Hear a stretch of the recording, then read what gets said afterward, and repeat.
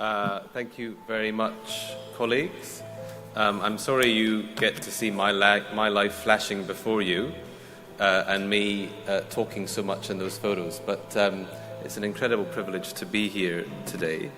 And what an inspirational organization Rotary is. In all of my career, whether in the United Kingdom or in Mexico, Brazil, Israel, or today in India, I've had the great privilege to meet passionate, dedicated, connected Rotarians, making tremendous change in their communities, in their societies, and in their countries. And it is an enormous privilege to speak to you today, but also to have the beginnings of a national collaboration with Rotary in India. And that's in part what I want to talk about this morning.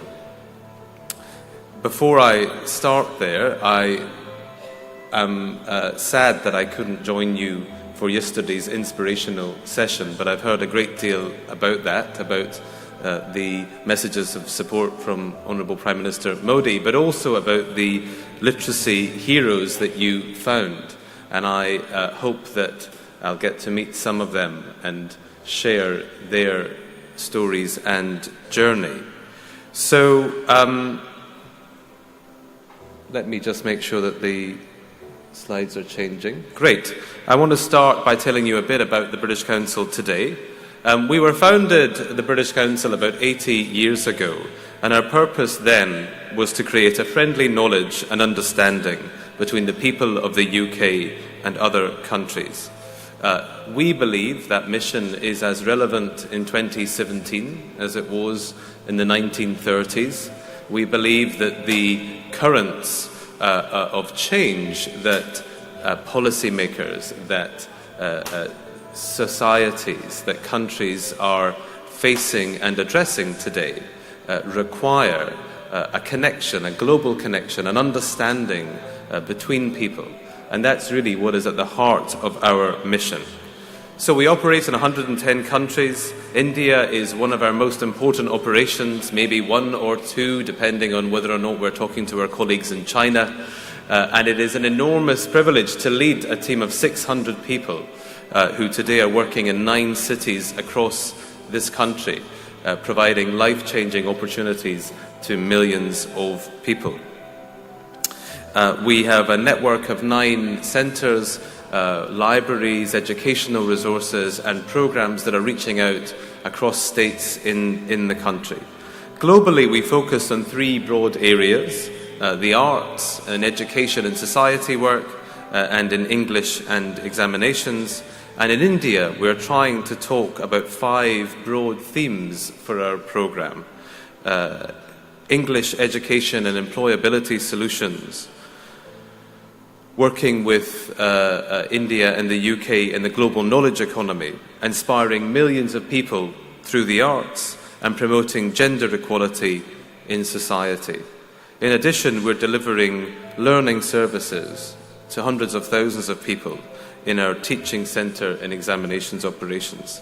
But today I'm going to focus specifically on our work in teacher education, which aims to improve learner outcomes in English and subjects across the curriculum.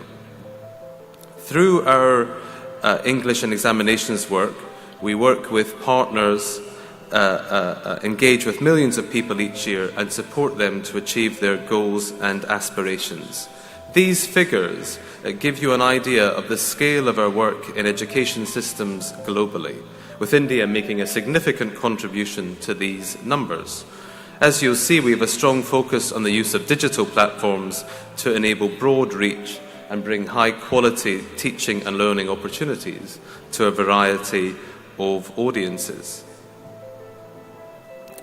We work together with governments and private sector organisations to effect positive change in the quality of teaching and learning, and therefore improve the life opportunities of young people across the world.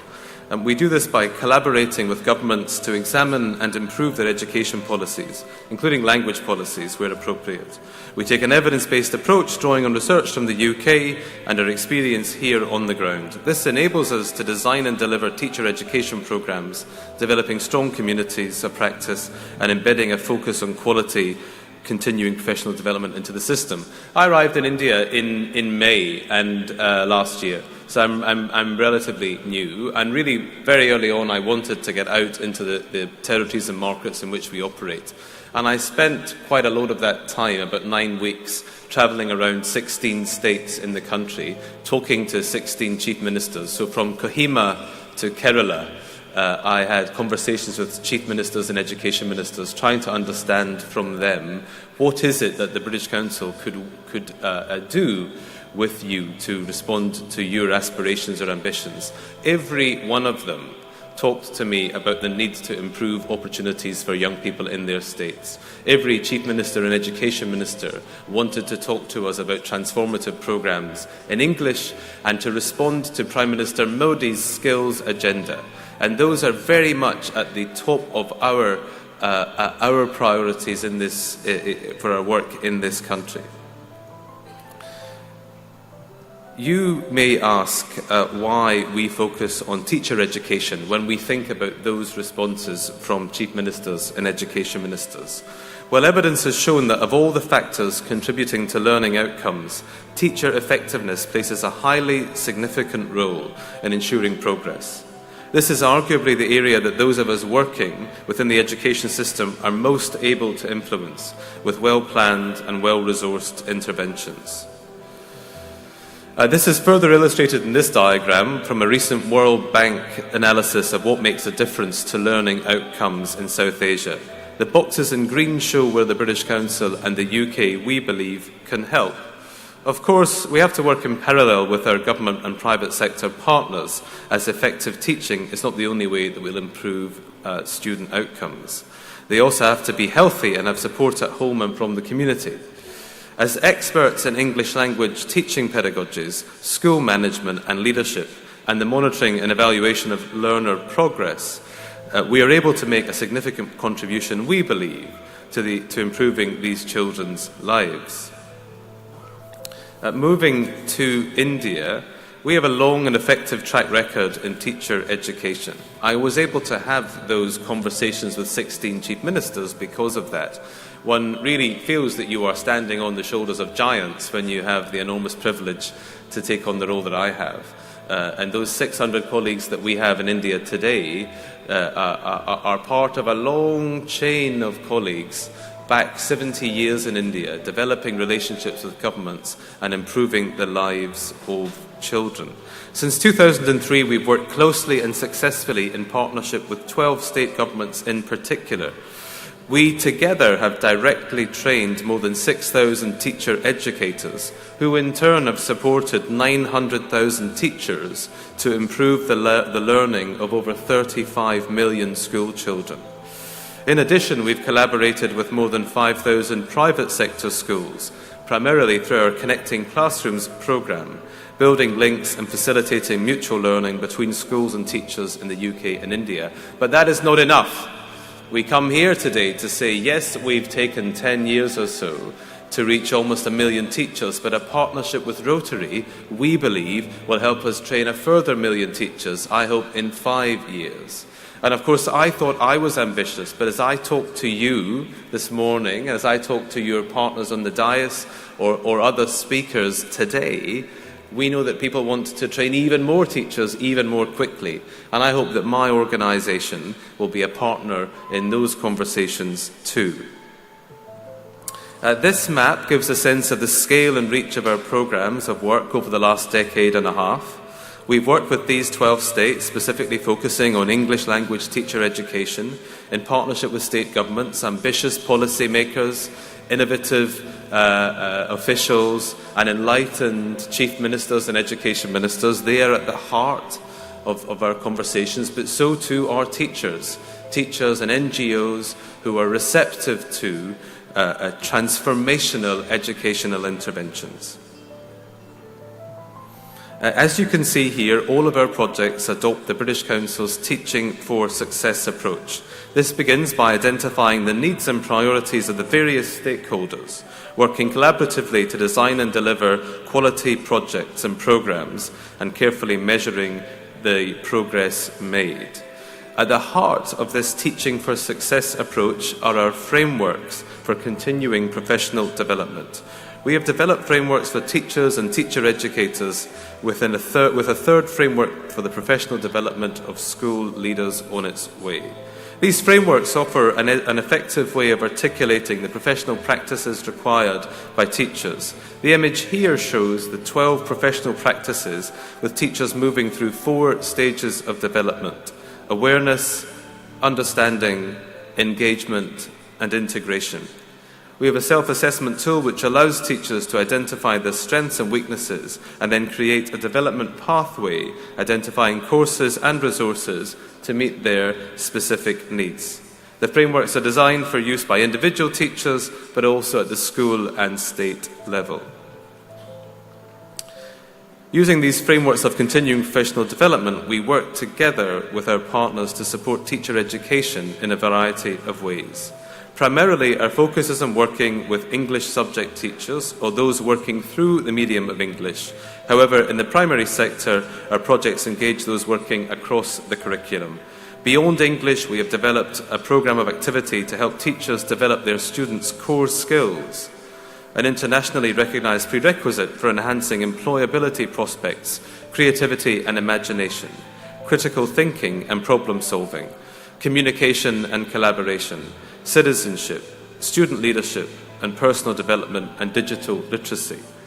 And as Dr. Prakash says, this is not just about training teachers, but it's also ensuring that that training goes into their daily lives, into their teaching practice. So in many of my conversations as I've gone around the country, teachers have told me the changes that they've implemented in their teaching practice. Some of my favourite stories are when teachers set up WhatsApp groups of teacher educators, of new networks where the knowledge is transferred in an effective way for their lives. And I love to hear about the times that teachers are on the bus into work in the morning and they use their WhatsApp group to say, I'm about to start a lesson on blah subject, can you help me? And on that 20-minute, 40-minute, 1-hour journey, they receive 5 or 10 sets of curriculum materials. They can review those materials on their phone and come in with new ways to teach, absolutely tested methodologies from their network. When we think about core skills, when we think about what our young people need today to compete and collaborate in the 21st century, we believe that these skills that I listed are at the very heart of preparing young people for the global knowledge economy. That's why our Core Skills project with Rotary is such an important part of our work in South India. And that's a project with an organisation called Unlearn and Rotary International based here, as I say. On World Literacy Day on the 8th of September last year, we and Unlearn, our strategic partner, entered into an MOU with the Rotary District 3230 to launch an English for Change project. The project's singular vision is to improve English language learning needs of undeserved schools in Chennai and Kanchipuram. In Phase 1, the programme covers 25 schools, touching the lives of close to 15,000 upper primary level children and 150 teachers. And I would like to say thank you very, very much, Rotary, for allowing us to take that project on. I'm delighted to note that Rotary International has provided the much needed scaffolding for this wonderful project by identifying the schools and facilitating an energetic volunteer network of mentors to ensure continuity and sustainability. I feel we are perfect partners. We can bring knowledge and experience from the UK and around the world. We can energise our network of staff, and you are that last mile of the pipe connecting us to the demand in communities across the south of India. And I know that we can develop a national project from that work. I'd very much like to see the further coming together of the Rotary India Literacy Mission and English for Change, so English language learning can become more equitable and accessible to all learners and educators in India. It is an incredible privilege to be here this morning. I know and can see the power of your organisation. The polio mission which you achieved brings an incredible ambition and positivity and a success story which I want to bring into our work. I hope my overview has given you a better understanding of our approach to teacher education and what together, while together we have made a significant contribution to education in India, we know that there is still more to do. We're confident that by working together and collaborating, we will achieve these shared goals. I am trying to set an ambitious mission for the British Council. In this 70th anniversary of India's independence, we are thinking about what we might do in 5 years' time, in its 75th year.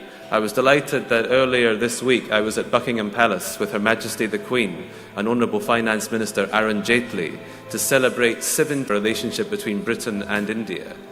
We are now thinking, as I say, about what we should be celebrating in 5 years' time.